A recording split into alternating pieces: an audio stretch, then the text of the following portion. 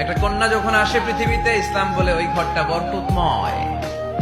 এরপর যখন বড় হতে শুরু করে, ইসলাম বলে বাবা যদি এই মেয়েকে ভালো পাত্রের হাতে তুলে দেয়, বাবার জন্য জান্নাতের দরজাকে খুলে দেয় কে? তারপর সে যখন কারো বধূ হয়ে কারো ঘরে যায়, ইসলাম বলে খয়রুকুম খয়রুকুম লি আহলিহি, তোমাদের মধ্যে ওই ব্যক্তি আল্লাহর কাছে সেরা যে তার স্ত্রীর কাছে সেরা। কার কাছে সেরা? আপনি আল্লাহর কাছে পছন্দনীয় হতে হলে আগে আপনার স্ত্রীর কাছে পছন্দনীয় হতে হবে। আপনার স্ত্রী যদি আপনার A+ দেয়, আপনি আল্লাহর কাছেও, কথা বুঝে নাই বোধহয়। আপনার বউ যদি আপনারা দেয় A+, আল্লাহ দিবে কি? আপনার স্ত্রী যদি আপনারা দেয় A-, আল্লাহ দিবে কি? আপনার স্ত্রী যদি আপনার F দেয়, F, ওই যে ফেল, তো আল্লাহ কি দিবে? আজকে যে ভাবিরে ধরবেন, কি দিবা? কও, কি দিবা? হ্যাঁ, ওই যে বিয়া করে নাই A+। স্ত্রীদের সাথে বিষ্ণু ঈসা ইসলাম অনেক খুনসুটি করতেন, অনেক ভালোবাসতেন স্ত্রীদেরকে।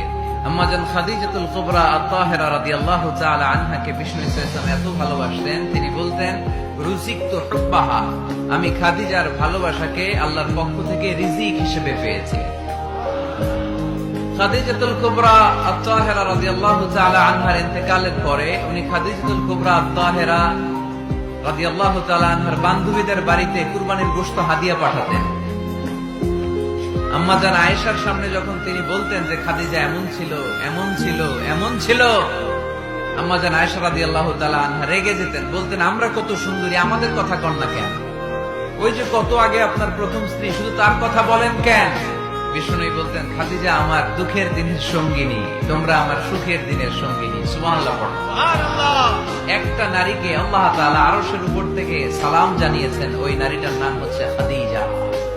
বিষ্ণু ঈসা ইসলামকে সব সময় সান্ত্বনা জুগিয়েছেন, সাহস জুগিয়েছেন। এজন্য আমি বোনদেরকে প্রায়ই বলি, হাজবেন্ডদেরকে সাহস যোগাবেন।